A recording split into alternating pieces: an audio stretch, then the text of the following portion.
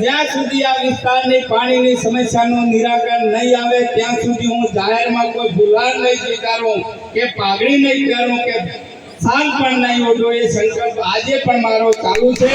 તમે ચૂંટાઈને જાઓ તો બીજું થાય તો કરજો, નહીં તો પાણીનો સિંચાઈ માટેના પાણીની કોઈ વ્યવસ્થા કરજો. ટોટલ 1400 કરોડની યોજના અમે મંજૂર કરી છે. આ એવા કુંવરજીભાઈ બાવળિયા કે ખરેખર પાણીદાર નેતા છે અને બનાસની ધરતીને આજે પાણીની જરૂર છે. પાણી પહોંચાડવા માટેનું યજ્ઞ એ આદરણીય કુંવરજીભાઈ બાવળિયા સાહેબની આગેવાનીમાં ચાલી રહ્યો છે. નમસ્કાર દર્શકો, સ્વાગત છે તમારું. હું ઉદયરાજ ઠાકોર આપનું સ્વાગત કરું છું અને ચેનલ પર નવા હોય તો પહેલા ચેનલને સબસ્ક્રાઇબ કરી દેજો.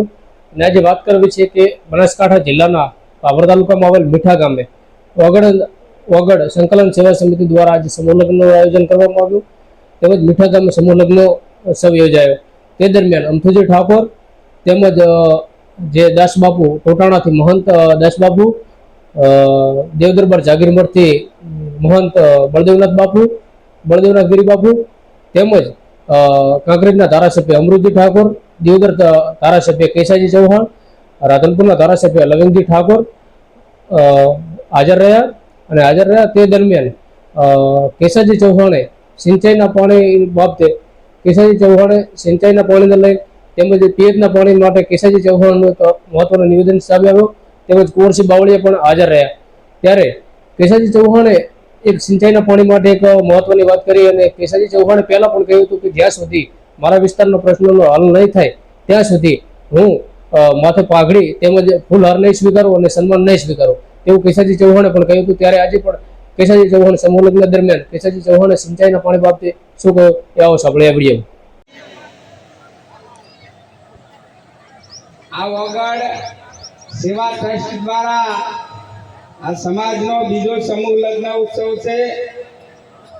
આજના પ્રસંગે આપણી વચ્ચે ઉપસ્થિત ગુજરાતની 6.5 કરોડ જનતાને પીવાનું પાણી અને સિંચાઈ માટેનું પાણી પહોંચાડવાની જેમની રાજ્યમાં જવાબદારી છે એવા રાજ્ય સરકારના જળ સંપત્તિ મંત્રી, આપણા સમાજનું સમગ્ર દેશનું ગૌરવ, આજના કાર્યક્રમના આપણા મોઘેરા મહેમાન આદરણીય બાવળિયા સાહેબ આપણી વચ્ચે જ્યારે પણ બોલાવીએ ત્યારે ચૂંટણી હોય બીજું હોય ટોકો કરીને હાજર થાય એવા આપણા પાડોશી ધારાસભ્ય આદરણીય લવિંગજી ઠાકોર, મંચ ઉપર બિરાજમાન સર્વે મહાનુભાવો, આ ટ્રસ્ટના સૌ ટ્રસ્ટીઓ, સમાજના સૌ શ્રેષ્ઠીઓ, વડીલો, ભાઈઓ, બહેનો, બાળકો, યુવાન મિત્રો, પત્રકાર મિત્રો, આજે આ સમૂહ લગ્નના માંડવે 22 જેટલા નવ દંપતીઓ એ પ્રભુતામાં પગલાં પાડે છે. એ સૌને મારા તરફથી ખૂબ શુભેચ્છાઓ પાઠવું છું. આ સમાજને પણ ખૂબ શુભેચ્છાઓ.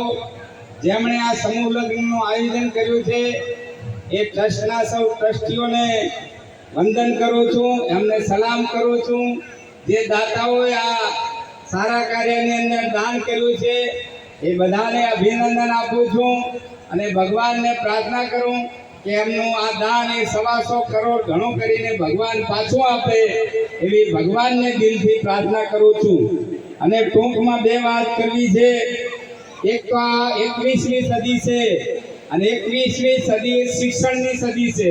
21મી સદી એ ભણતરની સદી છે.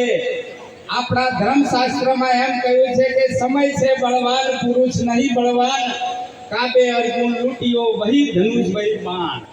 આ 21મી સદીમાં કોઈ પણ સમાજે પ્રગતિ કરવી હશે, ગરીબીમાંથી બહાર આવવું હશે, સમૃદ્ધિ પ્રાપ્ત કરવી હશે તો એકમાત્ર રામબાણ ઇલાજ શિક્ષણ છે, ભણતર છે. એ શિક્ષણને આપણે અપનાવીએ એવી આપને વિનંતી કરું છું. અને બીજી વાત એ છે કે સમગ્ર બનાસકાંઠા જિલ્લો એ ભૂગર્ભના જળનો પાણીની સમસ્યાનો સામનો કરી રહ્યો છે.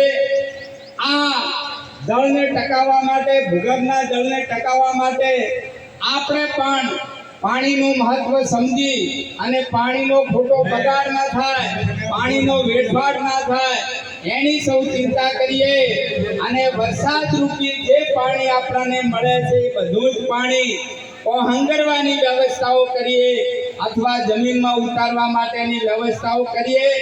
આપણે ત્યાં ક્ષેત્રોની અંદર જે ફેલ થયેલા બોર પડ્યા છે એ બોરોની અંદર ચેમ્બર બનાવી અને ચોખ્ખું પાણી કરી અને આપણે બોરમાં વાળીએ તો આ ભૂગર્ભને આપણે રિચાર્જ કરી શકીશું. આ કાર્ય એ ગુજરાતની અંદર આદરણીય કુંવરજીભાઈ બાવળિયા સાહેબની આગેવાની નીચે ચાલી રહ્યું છે. 2022ની વિધાનસભાની ચૂંટણી હું દિયોદરમાંથી લડતો હતો ત્યારે ગામો ગામથી એક વાત આવતી હતી કે કેશાજી તમે ચૂંટાઈને જાઓ તો બીજું થાય તો કરજો, નહીં તો પાણીનો સિંચાઈ માટેના પાણીની કોઈક વ્યવસ્થા કરજો.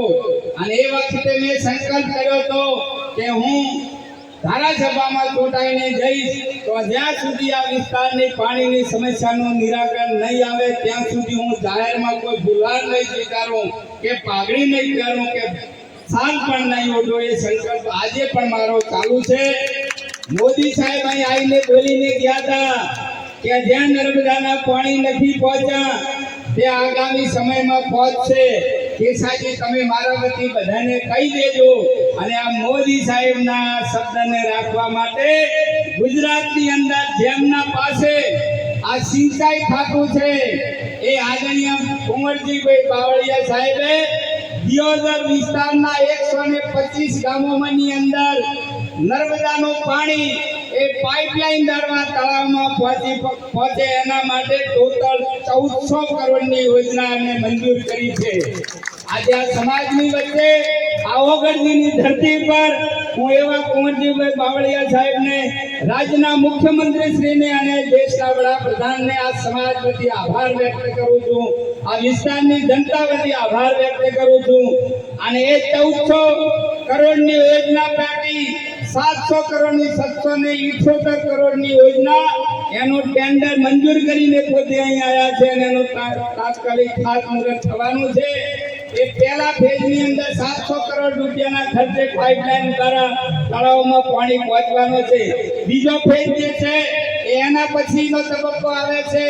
અને બીજી વાત જે છે કે નર્મદા મુખ્ય કેનાલથી આથમણા ભાગના જે ગામોમાં જે કમાન્ડ એરિયામાં નથી આવ્યા એમાં 14 ગામોની અંદર પણ પાણી પહોંચે એના માટે 75 કરોડની અલગ યોજના પણ એમણે મંજૂર કરી છે. તો એવા કુંવરજીભાઈ બાવળિયા કે ખરેખર એક પાણીદાર નેતા છે અને બનાસની ધરતીને આજે પાણીની જરૂર છે. પાણી પહોંચાડવા માટેનો યજ્ઞ એ આદરણીય કુંવરજીભાઈ બાવળિયા સાહેબની આગેવાનીમાં ચાલી રહ્યો છે. આજે આપણા સમૂહ લગ્નની અંદર પોતે વધાર્યા છે. એટલે આ સમાજ વતી, આ વિસ્તારની જનતા વતી, બનાસકાંઠા વતી હું દિલથી એમનું સ્વાગત કરું છું. આજના પ્રસંગે ફરી આપ સૌને ખૂબ અભિનંદન આપું છું, ખૂબ શુભેચ્છાઓ પાઠવું છું.